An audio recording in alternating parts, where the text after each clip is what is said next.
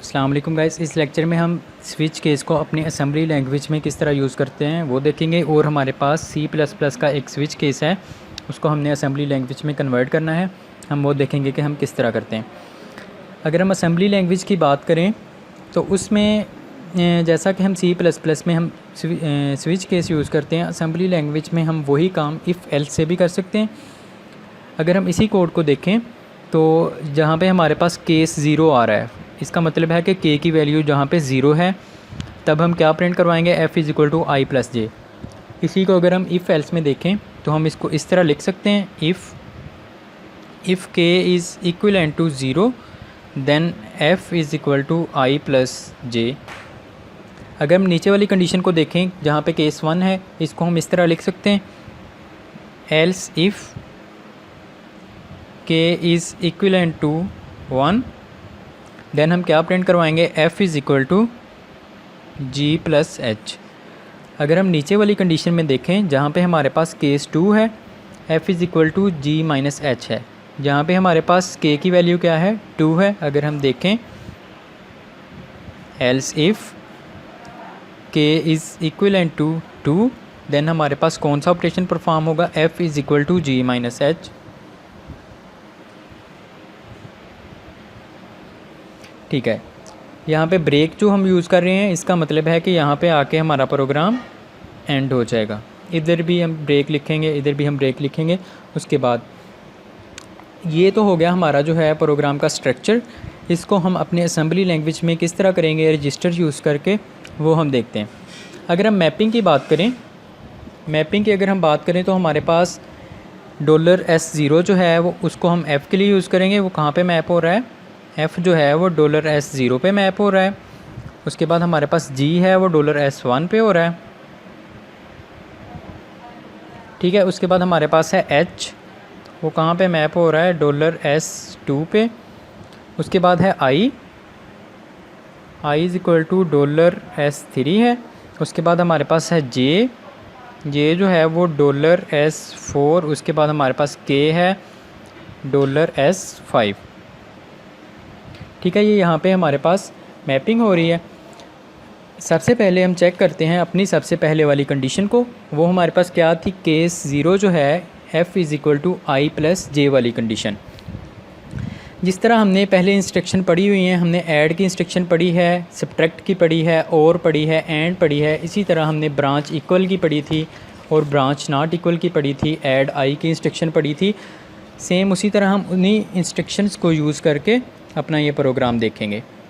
अगर हम उन इंस्ट्रक्शन की बात करें तो हम कंपेयर करने के लिए सबसे पहले हम चेक करेंगे कि k की वैल्यू जो है जब ये 0 होगी, हमें किस तरह पता चलेगा कि क्या वाकई k की वैल्यू 0 है। उसके लिए हम कंपेयर करेंगे। कंपेयर करने के लिए हम ब्रांच नॉट इक्वल की इंस्ट्रक्शन यूज़ करेंगे। ब्रांच नॉट इक्वल में हम देखेंगे कि जो k की वैल्यू है क्या वो 0 के इक्वल है। ब्रांच नॉट इक्वल k हमारे पास क्या है, $S5 है।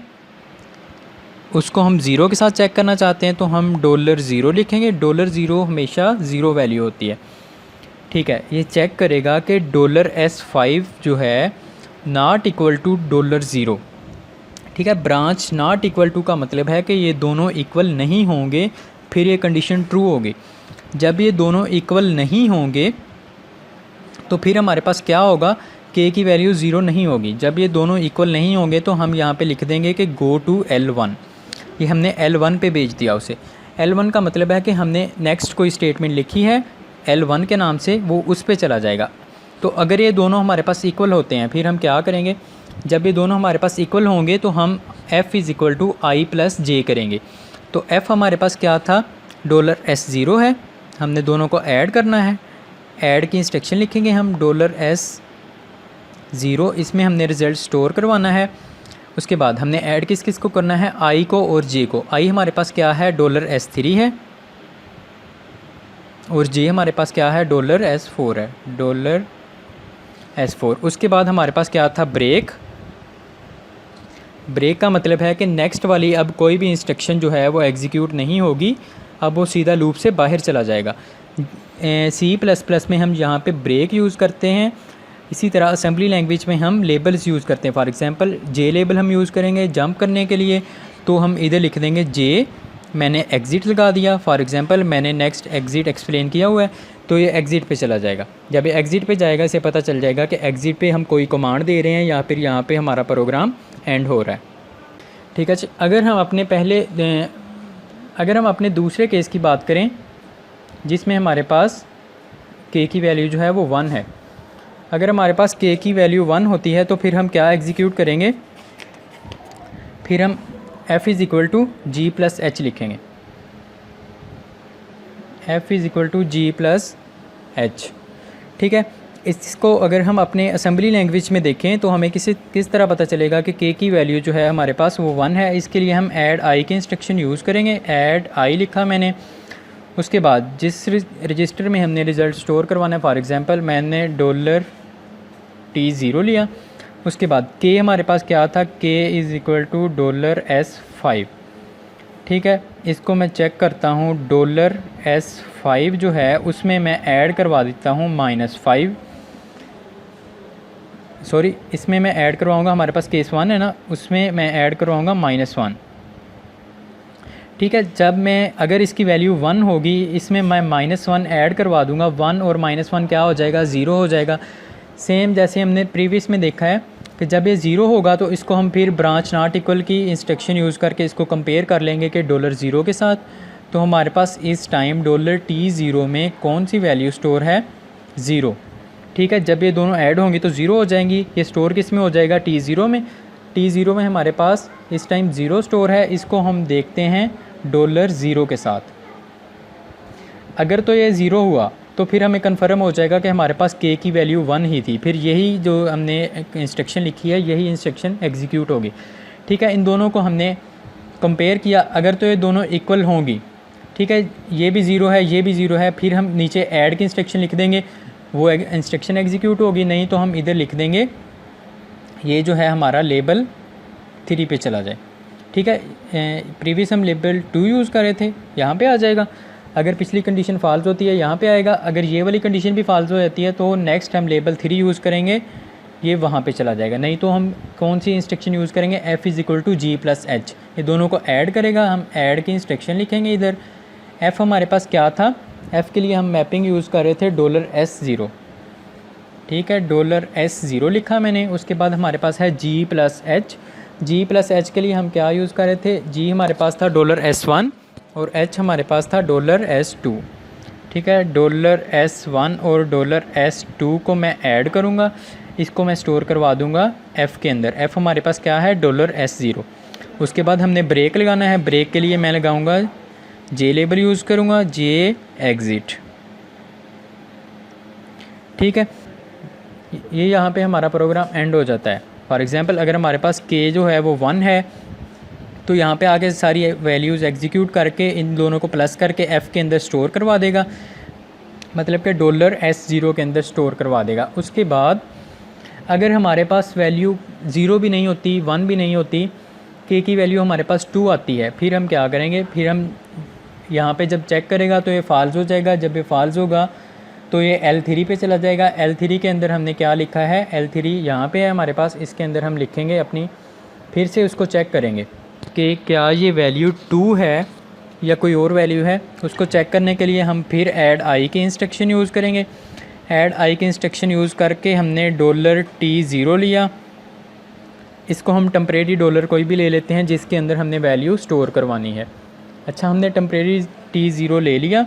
उसके बाद हम चेक करते हैं k की वैल्यू। k हमारे पास क्या है, $S5 है।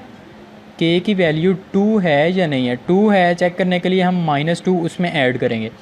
जब हम -2 के अंदर ऐड करेंगे तो वो 0 हो जाएगा। जब ये 0 होगा, 0 T0 के अंदर स्टोर हो जाएगा। जब ये T0 के अंदर स्टोर होगा तो उसके बाद हम इसको कंपेयर कर लेते हैं। BNA की इंस्ट्रक्शन यूज़ करेंगे, ब्रांच नॉट इक्वल की इंस्ट्रक्शन यूज़ करके हम किस को कंपेयर करना है, हमने $T0 को कंपेयर करना है $0 के साथ, कि क्या T0 के अंदर 0 ही स्टोर है। अगर तो T0 के अंदर 0 है हमारे पास तो हमें कन्फर्म होगा कि ये जो है k की वैल्यू यहाँ पे हमारे पास 2 है, केस 2 है ये हमारे पास। यहाँ पे हमारे पास k की वैल्यू क्या होगी, 2 ही होगी। अगर तो ये भी ज़ीरो है, ये भी ज़ीरो है, ठीक है, ये फिर हमारे जो भी इंस्ट्रक्शन हम लिखेंगे उसको एग्जीक्यूट करेगा।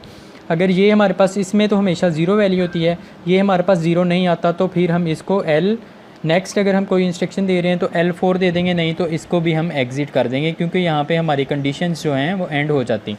ठीक है, नेक्स्ट हम क्या करेंगे, अगर हमारे पास 2 आती है वैल्यू तो हम कौन सी केस एग्जीक्यूट करेंगे, f is equal to g minus h, f is equal to g minus h, f is equal to g minus h कहाँ पर मैपिंग हो रही है ये हम देख लेते हैं। ये सब्ट्रैक्ट हो रहा है, ठीक है, इसके लिए हम सब्ट्रैक्ट यूज़ करेंगे। f हमारे पास क्या है, $S0 है, $S0 मैंने लिखा। उसके बाद कौन कौन सी वैल्यूज़ जो हैं वो माइनस हो रही हैं, g है हमारे पास, g कहाँ पे मैप हो रहा है, g हमारे पास $S1 पे मैप हो रहा है, ठीक है, $S1 लिख दिया मैंने। उसके बाद है हमारे पास h जो है वो हमारे पास $S2 पे मैप हो रहा है, ये मैंने यहाँ पे $S2 लिख दिया, ठीक है। ये भी हमारे पास ऑपरेशन परफॉर्म हो गया। इसके बाद हमने ब्रेक लगाया है, ब्रेक के लिए हम फिर वही जे लेबल यूज़ करेंगे, जे के बाद मैंने लिख दिया एग्ज़िट, ठीक है। अब एंड पे ये जो हम एग्ज़िट यूज़ कर रहे हैं, मैंने इधर किया, पहले भी मैंने यूज़ किया है, एंड पे हम एग्ज़िट को यहाँ पे लिख देंगे। जब भी हमारा कंट्रोल एग्ज़िट पे आएगा उसके बाद हमने कुछ भी नहीं लिखा तो उसे पता चल जाएगा ये यहाँ पे प्रोग्राम ख़त्म हो रहा है। तो सेम इसी तरह जिस तरह हमने वैल्यूज़ ली, f is equal to g plus h, ये मैंने यूज़ किया। हमारे पास के की 3 कंडीशन थी, 0 थी, 1 थी, 2 थी।